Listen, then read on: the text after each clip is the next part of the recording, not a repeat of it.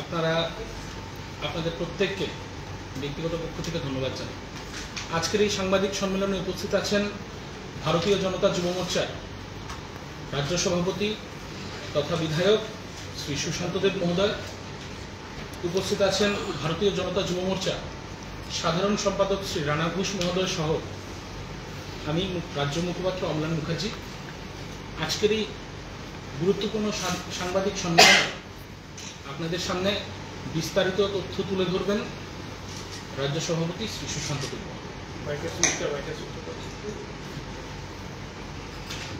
সবাইকে নমস্কার।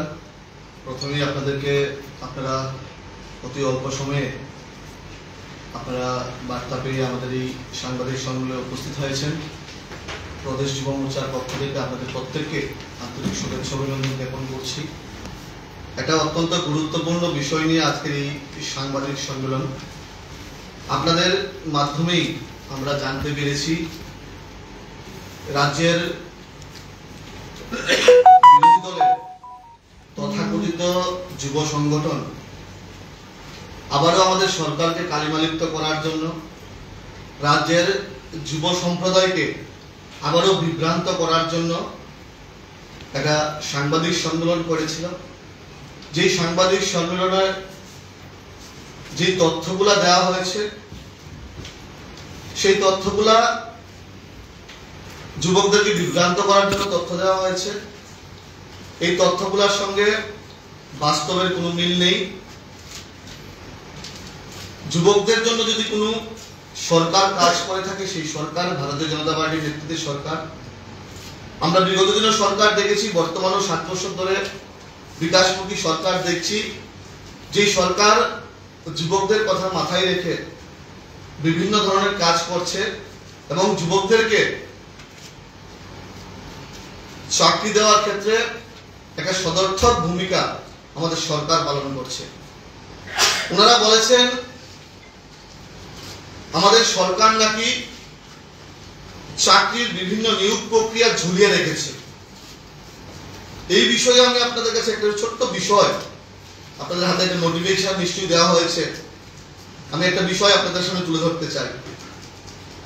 2003-এর বিধানসভা নির্বাচনকে সামনে রেখে যুবকদেরকে মিছিলে হাঁটানোর জন্য 2002-এ একটা নোটিফিকেশন দেওয়া হয়েছিল চাকরি, কিন্তু মিছিলে হাঁটিয়েছে 2003-এর নির্বাচনের পরে কিন্তু চাকরি দেওয়া হয়নি। তদ্রূপ 2008-এর নির্বাচনকে সামনে রেখে 2006-এ চাকরির নোটিফিকেশন দিয়েছে, কিন্তু চাকরি দেওয়া হয়নি। তারপরে আবার 2009-এর নোটিফিকেশন দিয়েছে। আমি আপনাদের সামনে 25/8/2010-এর একটা নোটিফিকেশন, যে নোটিফিকেশনের রেফারেন্স নাম্বার NO.F1/48-SE/NG/2010। এই নোটিফিকেশনে 3 নাম্বার পয়েন্টটা কি বলা হয়েছে? The BSc Pure Science and BSc Bioscience candidates who submitted applications for the post of graduate teacher in the year 2002, 2006 and 2009 need not apply again now for the above post. যারা 2002-এ, যারা 2006-এ এবং 2009-এ ওই পোস্টগুলোর জন্য apply করেছিল, তারা আর এই 2010-এর notification apply করতে হবে না। আবারও পরবর্তী নির্বাচনকে সামনে রেখে যুবকদেরকে মিছিলে হাঁটানোর জন্য, বিভ্রান্ত করার জন্য, যুবকদেরকে রাস্তায় নামানোর জন্য এরকম নোটিফিকেশন দেওয়া হয়েছিল। তো কারা ঝুলিয়ে রাখছিল চাকরিগুলা? 2002 থেকে 2010 পর্যন্ত বেকারদেরকে চাকরি দেওয়া হয়নি, কিন্তু 2010-এ যে চাকরি দেওয়া হয়েছে হাইকোর্টের রায়ে চাকরিগুলো চলে গিয়েছিল। এটা আমাদের জানতে হবে, এটা আমাদের বুঝতে হবে। এই তথ্যগুলো দেওয়ার জন্যই আজকে আমরা এই সাংবাদিক সম্মেলনে উপস্থিত হয়েছি। আপনারা দেখবেন 17 বছর প্রাইমারি শিক্ষক নিয়োগ হয়নি। ওনারা বেকারদেরকে নিয়ে বিভিন্ন কথা বলে।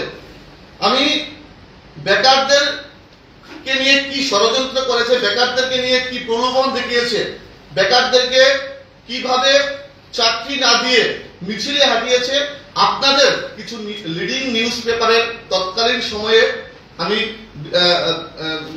নিউজ পেপার আপনাদের সামনে তুলে ধরতে চাই। কি বলেছে? অফার কেলেঙ্কারির যে জুতু পেটা শুরু।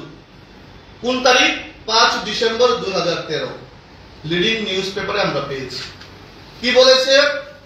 বেকার বিদ্রোহ বেসামাল সারা রাজ্য, পার্টি অফিসে তালা ভাঙচুর অগ্নিসংযোগ, 2 জানুয়ারি 2014। ওনারা বেকারদের জন্য কাজ করেছে, লজ্জা থাকতে হবে। রাজ্যে বেকার 7 লক্ষ, বছরে বয়স হারাচ্ছে 2.5 লক্ষ। সিপিএম এর বাম অপশাসনের চিত্র আপনাদের নিউজ পেপারের মাধ্যমে আমরা জানতে পেরেছি, সেটা তুলে ধরার চেষ্টা করছি। রাজ্যে ছড়িয়ে পড়েছে বেকার বিক্ষোভ, দলীয় দপ্তর ভাঙচুর, তালা আগুন, 2 জানুয়ারি 2014। জব ফর্মে চাকুরির তালিকা তৈরির দায়িত্ব 2 সিপিএম এর নেতার উপর। চাকুরির দায়িত্ব কার উপর দেওয়া হয়েছে? সিপিএম এর নেতার উপর। ওনারা বলছে ফায়ারম্যানের চাকরি নিয়ে 7 এপ্রিল 2016 লিডিং নিউজ পেপারে কি বলা হয়েছে? সজল কুশনের দাবানলে উজার ফায়ারম্যান নিয়োগ। জানতে হবে গোটা রাজ্যবাসীকে, জানতে হবে প্রত্যেকটা যুবককে। আপনাদের মাধ্যমে আবার ফ্ল্যাশব্যাক করতে চাইছি এবং এই বিষয়গুলা গোটা রাজ্যবাসীকে জানানোর চেষ্টা করছি এবং প্রত্যেকটা যুবককে জানানোর চেষ্টা করছি।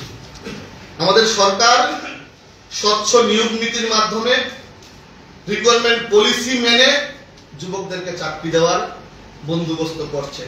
আমাদের সরকার মুখ্যমন্ত্রীর নেতৃত্বে যুবকদেরকে চাকরি দেওয়া হচ্ছে, একটাও কেস হচ্ছে না। আর ওনাদের সময় 10,323 হয়েছে, বেকারদের চাকরি চলে গিয়েছিল। আমরা 2018-19 অর্থবর্ষ থেকে 2024-25 অর্থবর্ষ জানুয়ারি মাস পর্যন্ত মোট 16,451 জনকে রাজ্য সরকারের বিভিন্ন দপ্তরে আমাদের সরকার নিয়োগ করেছে।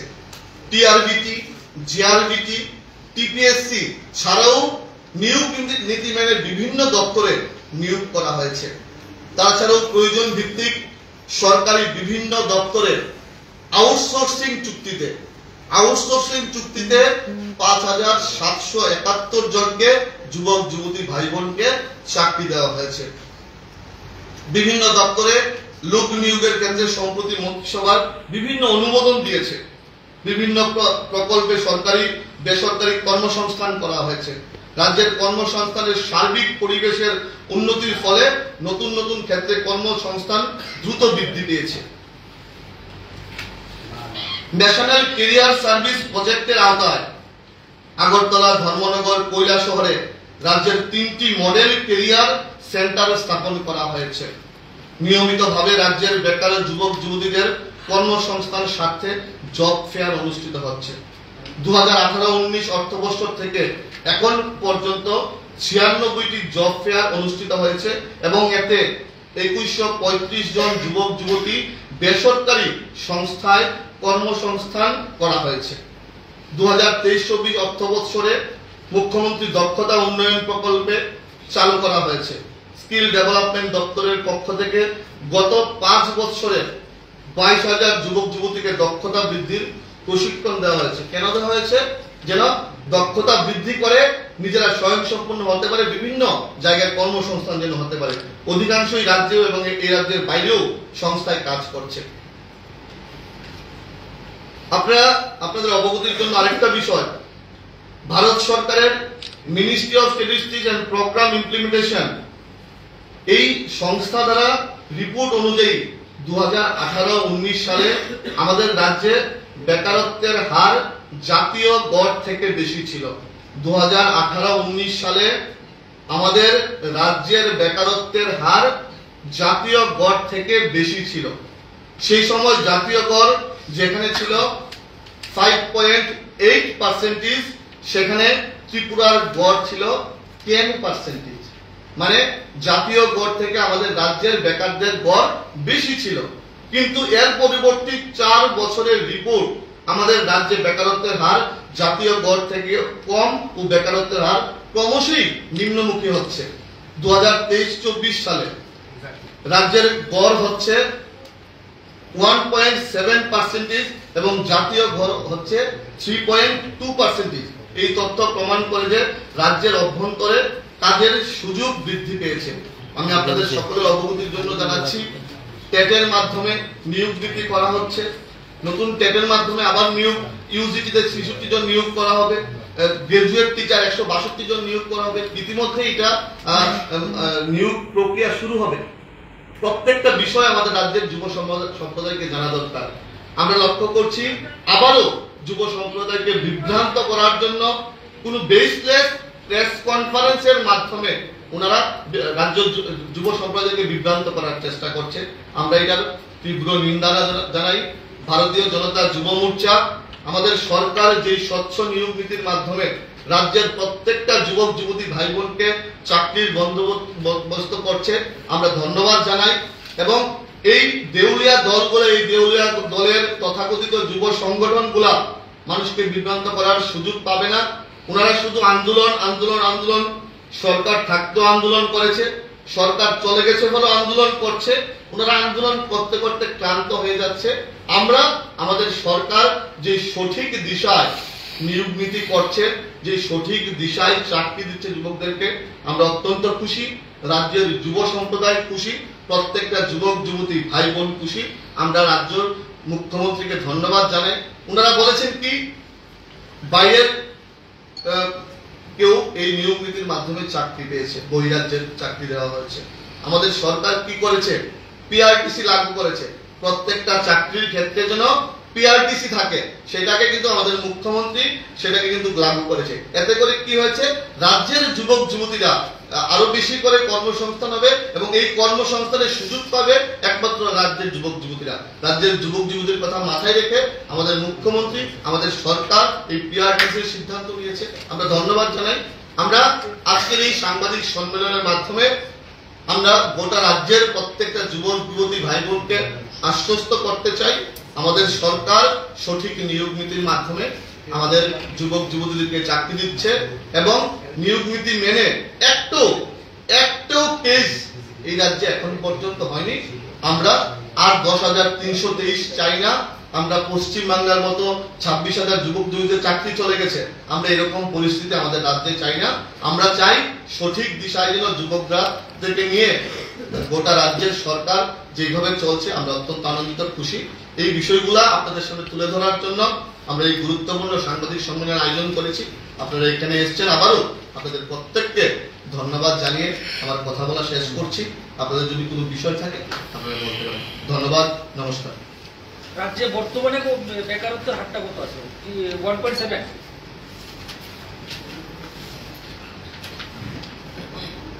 2023-24 সালের গড় হচ্ছে 1.7 আর জাতীয় গড় হচ্ছে 3.2। জাতীয় গড় থেকে আমাদের গড়টা অনেক নিচের দিকে। আর আগে কি ছিল, 2018-19 সালে যেটা ছিল জাতীয় গড় ছিল 5.8% এবং রাজ্যের গড় ছিল 10%। এটা এই আমাদের সরকার যে 7 বছর ধরে সুশাসন চালাচ্ছে, যুবকদের জন্য কাজ করছে, বিভিন্নভাবে যুবকদেরকে আত্মনির্ভর হওয়ার চেষ্টা করাচ্ছে, সেইভাবে কিন্তু গড়টা অনেকটা নিম্নগামী। একটা জিনিস একটু স্পষ্ট হওয়ার জন্য, এই পিআরটিসির যে ব্যাপারটা বলছে সেটা তো মানে 18 আগেও ছিল, তারপর 18 পর যখন আপনার বিজেপি আইপিএফ জোট সরকার আছে তখন এটি একবারের জন্য তুলে দেওয়া হয়েছিল এবং পরবর্তী সময় আবার এটা চালু করা হয়েছে। তো এই বিষয়টা তো আমরা নতুন না। যখন এটা আমাদের মুখ্যমন্ত্রীর নজরে এসেছে যে রাজ্যের যুবক যুবতীদের স্বার্থে আবার চাকরির ক্ষেত্রে পিআরটিসি লাগু করা হয়েছে, সেটার জন্য আমরা ধন্যবাদ জানাই। আর এতে করে কি হয়েছে, এতে করে রাজ্যের যুবক যুবতীরাই চাকরির সুযোগটা পাচ্ছে। মাঝে তাহলে একবার যে তোলা হয়েছিল এটা তো বিজেপি সরকারের আমলে তোলা হয়েছে। আমাদের সরকার, আমাদের মুখ্যমন্ত্রী যখন এটা নজরে এসছে যে পিআরটিসি তোলার ফলে এখানে হয়তো বা বহিরাজ্যের যুবক যুবতীরা চাকরি পেতে পারে, যুবক যুবতীদের স্বার্থে এই রাজ্যের যুবক যুবতীদের ভবিষ্যতের কথা মাথায় রেখে রাজ্যের মুখ্যমন্ত্রী সেই পিআরটিসি আবার লাগু পুনরায় চালু করা হয় না। আচ্ছা, তাদের আরেকটা দাবি যে এই বিজেপি আমলে বেকার যুবকরা এবং যুবতীরা নেশার দিকে ঝুঁকে যাচ্ছে, যেটা নাকি তাদের আমলে হয়নি, সেই বিষয়ে কি বলবেন? আপনারা সবাই জানেন, আপনারা গণতন্ত্রের চতুর্থ স্তম্ভ, আপনাদের লেন্সে সবকিছু ধরা পড়ে। সিপিএম এর সময় যুবক যুবতীদেরকে বেপথে পরিচালনা করার জন্য, আমি অন রেকর্ড বলছি, যুবক যুবতীদেরকে বেপথে পরিচালনা করার জন্য সিপিএম এর আমদানিকৃত এই নেশার বিরুদ্ধে জিরো টলারেন্সে 2018 সন থেকে আমাদের সরকার কাজ করছে। আমরা যুব সংগঠনের দায়িত্ব আমাদের আছে। আমরাও, আপনারা দেখবেন, আপনারা দেখেছেন, গোটা রাজ্যে আমরা 811 কিলোমিটার বাইক যাত্রা করেছি যুবকদেরকে নেশার করার কাছ থেকে বাঁচানোর জন্য। আমরা বিভিন্ন এলাকায় স্পোর্টসের ইভেন্ট করছি যুবকদেরকে মাঠমুখী করানোর জন্য। আমরা কালচারাল ইভেন্ট করছি যুবকরা যেন নেশার মাঠ ত্যাগ করে খেলার মাঠে এবং সাংস্কৃতিক চর্চার মাঠে আসে। আমরা বিভিন্ন দায়িত্ব নিয়ে আমরা কাজ করছি এবং আমাদের প্রশাসন, আমাদের সরকার জিরো টলারেন্সে নেশার বিরুদ্ধে কাজ করছে। সিপিএম যেটা তৈরি করে দিয়ে গেছিল, এটা 7 বছরে শেষ করা যায়নি। আগামী দিনে আমরা এটা শেষ করব এবং নেশামুক্ত ত্রিপুরা আমরা গঠন করব।